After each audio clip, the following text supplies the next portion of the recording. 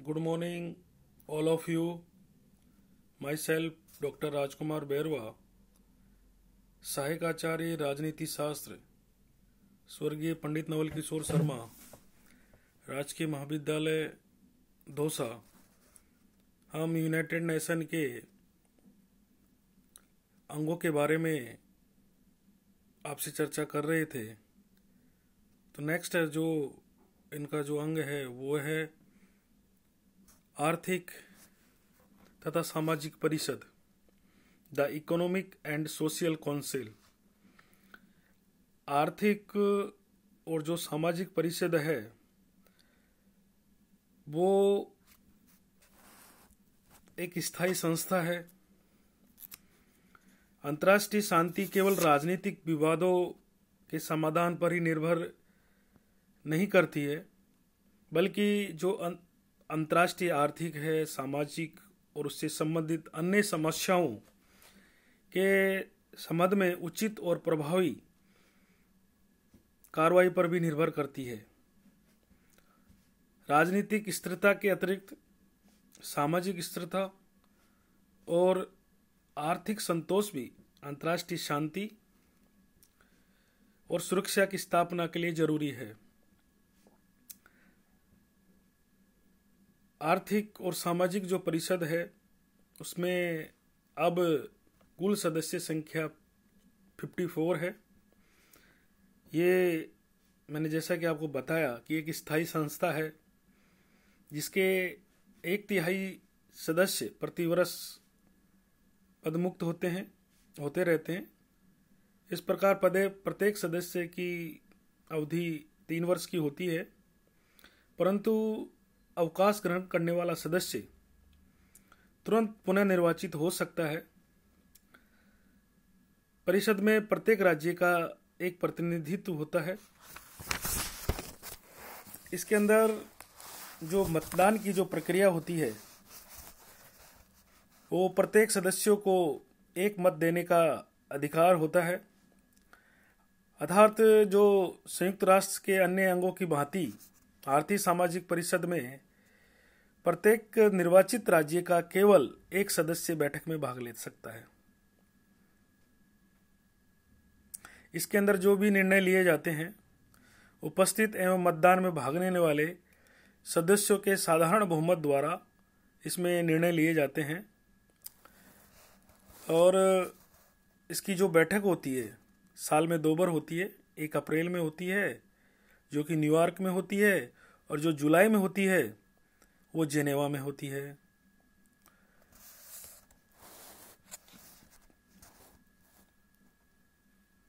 और महासभा की भांति 1 साल के लिए सदस्य राज्यों में से ही एक सदस्य इसका सभापति निर्वाचित होता है।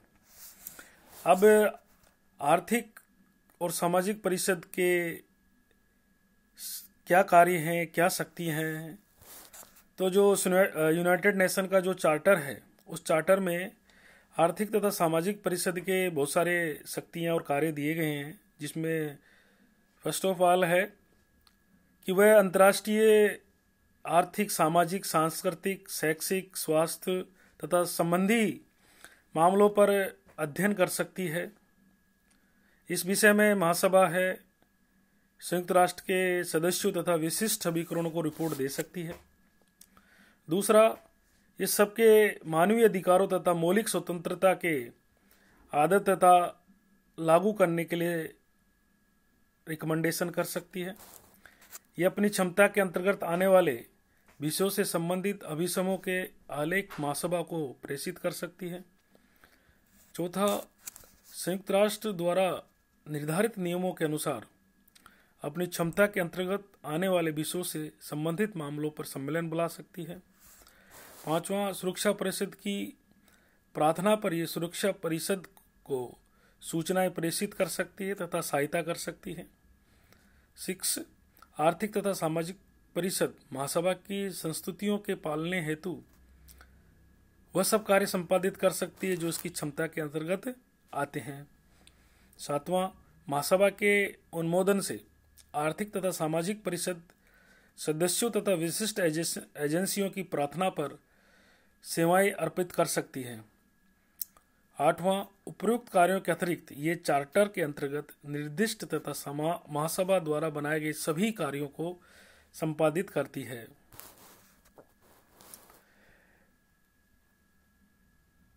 ये जो हमने आपको कर्तव्य और अधिकार बताए, इसके अतिरिक्त महासभा ये आर्थिक सामाजिक परिषद संयुक्त राष्ट्र के अन्य अंगों की सहायता देती है।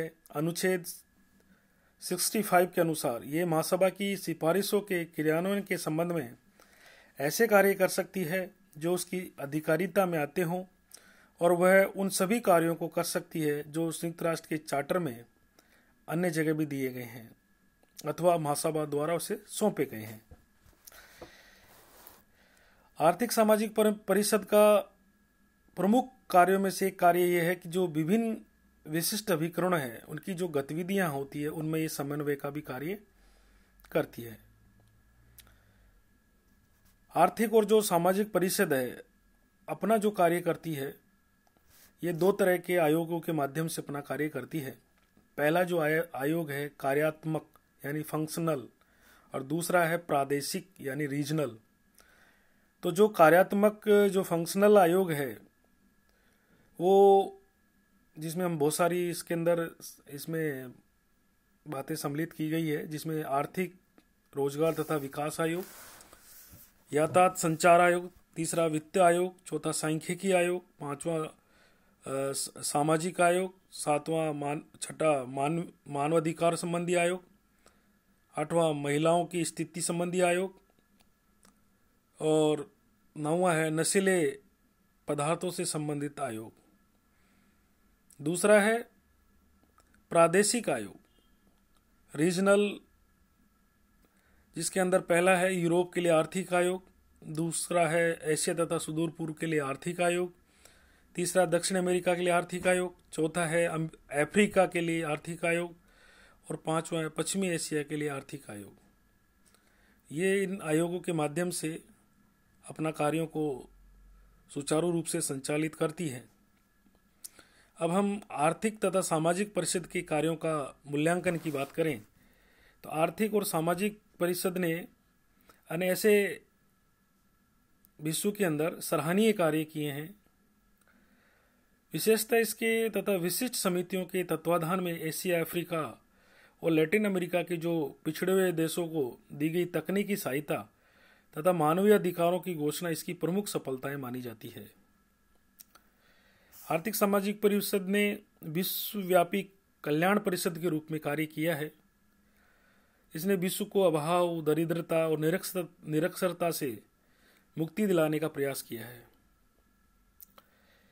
इसने 1948 के अंदर मानवाधिकारों की घोषणा और 1952 के अंतर्गत महिलाओं के लिए राजनीतिक अधिकारों संबंधी सम्मेलन द्वारा मानवाधिकार और मूल स्वतंत्रता के प्रति अपना अपार जन जागृति पैदा करने का प्रयास किया है तथा इसने मानव जाति के उत्थान एवं उसे सुखी बनाने के लिए वो सब प्रशंसनीय कार्य किए हैं और विश्व के लोगों के जीवन स्तर को ऊंचा उठाने और अंतर्राष्ट्रीय सामाजिक समानता, आर्थिक विकास आदि के लिए हमेशा प्रयासरत रही है और आगे भी इसके लिए कार्य कर रही है। अब नेक्स्ट जो टॉपिक है वो है या प्रमुख जो अंग है वह है अंतर्राष्ट्रीय न्यायालय, the international court of justice. International court of justice एक प्रमुख कानूनी संस्था है। कानून से संबंध रखने वाले प्रश्नों पर यही विचार करता है। अगर राष्ट्रों के बीच में कोई राजनीतिक झगड़े होते हैं या कोई इस प्रकार के कानूनी कोई पहलू आते हैं तो उन पहलुओं पर अंतर्राष्ट्रीय न्यायालय के द्वारा सुझाव दिए जाते हैं, अपने विचार व्यक्त किए जाते हैं। संयुक्त राष्ट्र चार्टर के अंतर्गत अनुच्छेद 92 से 96 तक के अनुच्छेदों में अंतर्राष्ट्रीय न्यायालय का प्रावधान किया गया, विधान किया गया है। अनुच्छेद 92 का मंतव्य है कि अंतर्राष्ट्रीय न्यायालय संयुक्त राष्ट्र संघ का न्याय संबंधी प्रधान उपकरण होता है। उसका काम उस विधान के अनुसार होगा जो परिशिष्ट रूप में चार्टर के साथ संलग्न है। अंतर्राष्ट्रीय न्यायालय का जो गठन होता है वो चार्टर की धारा 92 के अंतर्गत अंतर्राष्ट्रीय न्यायालय के लिए न्याय के अंतर्राष्ट्रीय न्यायालय गठन किया गया है। अंतर्राष्ट्रीय न्यायालय के स्थायी न्यायालय के समान ही न्याय के अंतर्राष्ट्रीय न्यायालय के जजों की संख्या 15 रखी गई है।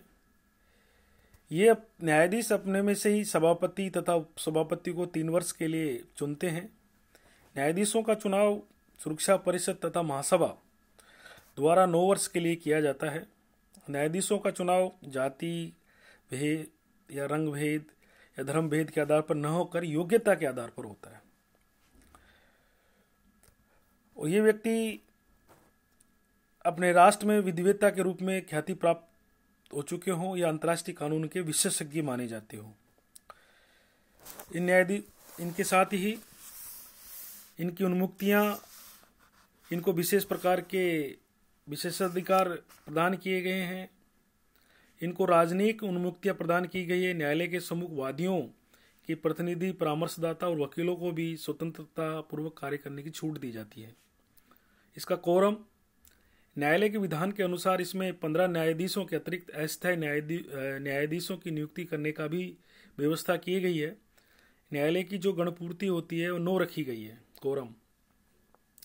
दूसरा, इसकी प्रक्रिया क्या होती है। न्यायालय के सभी जो निर्णय हैं वो बहुमत से लिए जाते हैं।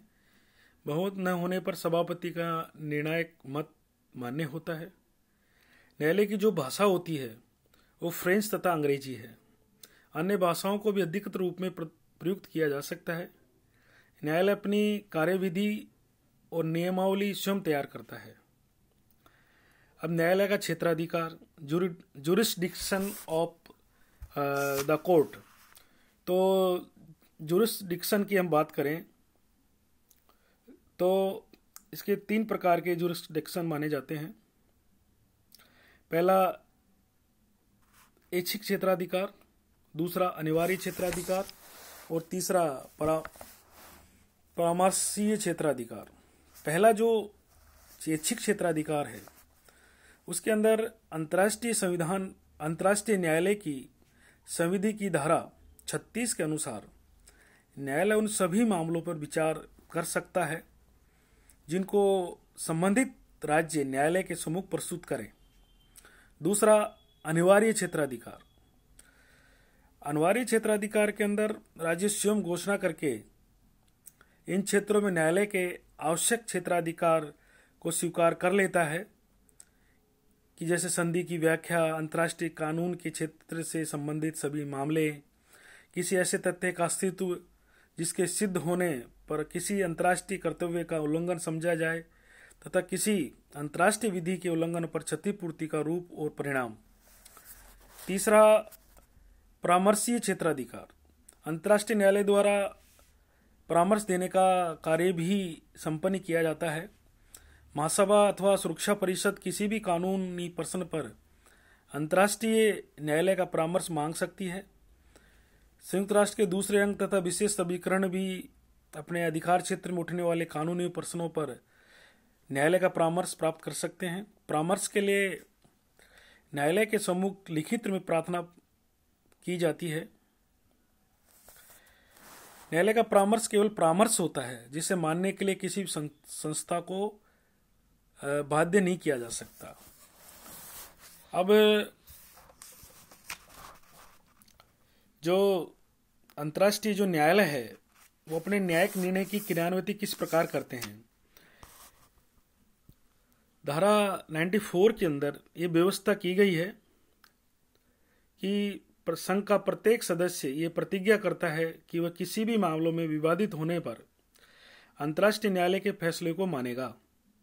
यदि एक पक्ष न्यायालय के निर्णय को नहीं मानता है तो दूसरा पक्ष सुरक्षा परिषद का आश्रय ले सकता है। न्यायालय के निर्णय को क्रियान्वित कराने के लिए आवश्यक कार्रवाई तय करते समय सुरक्षा परिषद के 9 सदस्यों की स्वीकृति आवश्यक है। इसमें 5 स्थायी सदस्य होने चाहिए। अब हम अंतर्राष्ट्रीय न्यायालय के मूल्यांकन की बात करें। Evolution of the international court of justice. यद्यपि अंतर्राष्ट्रीय न्यायालय के निर्णय के पीछे कोई बाध्यकारी शक्तियां नहीं है, फिर भी उसने जब से जन्म लिया है इसके द्वारा अनेक अंतर्राष्ट्रीय मामलों को सुलझाया जा चुका है। यह न्यायालय संयुक्त राष्ट्र का एक महत्वपूर्ण न्यायालय है। यद्यपि वो शक्तियों अधिकार नहीं है, इसे वास्तव में प्राप्त होनी चाहिए थी, फिर भी ये महान उद्देश्यों की एक साकार प्रतिमा प्रतीत होती है। न्यायालय के कार्य संचालन में विभिन्न देशों में तथा गुटों ने बाधा डाली है, फिर भी अंतर्राष्ट्रीय न्यायालय ने अपने कानूनी पहलुओं को बहुत ही बेहतरीन तरीके से प्रस्तुत करने का प्रयास किया है। अनेक दुर्बलताओं और परिसीमाओं के बावजूद भी अंतर्राष्ट्रीय न्यायालय ने अपना काम बड़ी कुशलता से किया है तथा अंतर्राष्ट्रीय विधि के विकास में बड़ा महत्वपूर्ण योगदान दिया है। तो आज हमने आपको आर्थिक तथा सामाजिक परिषद और अंतर्राष्ट्रीय न्यायालय जो कि यूनाइटेड नेशन के प्रमुख अंग है उसके बारे में आपको हमने बताया। अगर आपको मेरा वीडियो पसंद है तो लाइक कीजिए, शेयर कीजिए। धन्यवाद।